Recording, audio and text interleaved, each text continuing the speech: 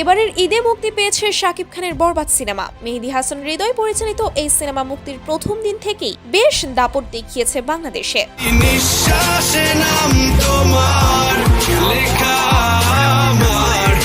আয়ের নিরিখেও এগিয়েছিল এই ছবি। দেশের প্রেক্ষাগৃহ কাঁপিয়ে এবার যুক্তরাষ্ট্র ঝড় তুলে দিয়েছে শাকিব খান অভিনীত বরবাদ সিনেমাটি দিয়ে।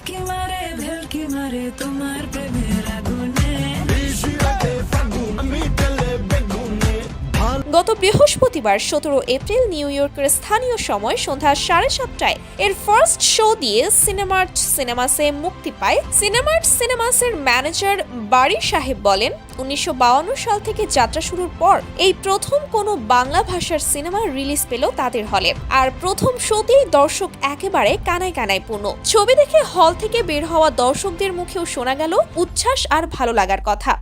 আমাদের এই থিয়েটার 1952 সালের অনেক পুরনো, এই প্রথম শাকিব খানের এই ছবিটা আমরা প্লে করব এবং সব শোয়ে সোল্ড আউট। এছাড়া বাংলা নাটকের জনপ্রিয় অভিনেত্রী পারসা ইভানা ফার্স্ট শোতে বরবাদ দেখে জানিয়েছেন, ঈদের দিন বাংলাদেশের বরবাদের টিকিট পাইনি, পরদিন ব্যক্তিগত কাজে নিউ ইয়র্ক চলে আসি, এজন্য এখানে বরবাদ দেখে খুব এনজয় করেছি। দেশের মতো এখানেও শো হাউসফুল গেছে।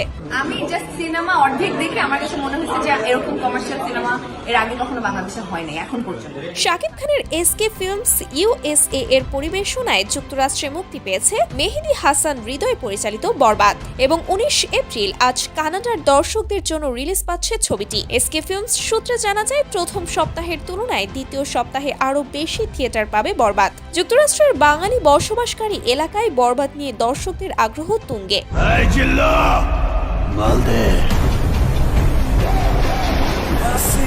সো গাইস, আপনার কি মনে হয় বাংলাদেশ কাঁপিয়ে বিদেশের মাটিতেও কি বরবাদ নতুন ইতিহাস তৈরি করতে পারবে? অবশ্যই কমেন্ট করে জানাবেন। আর এরকম সব আপডেট পেতে আমাদের চ্যানেলটি সাবস্ক্রাইব করে রাখবেন।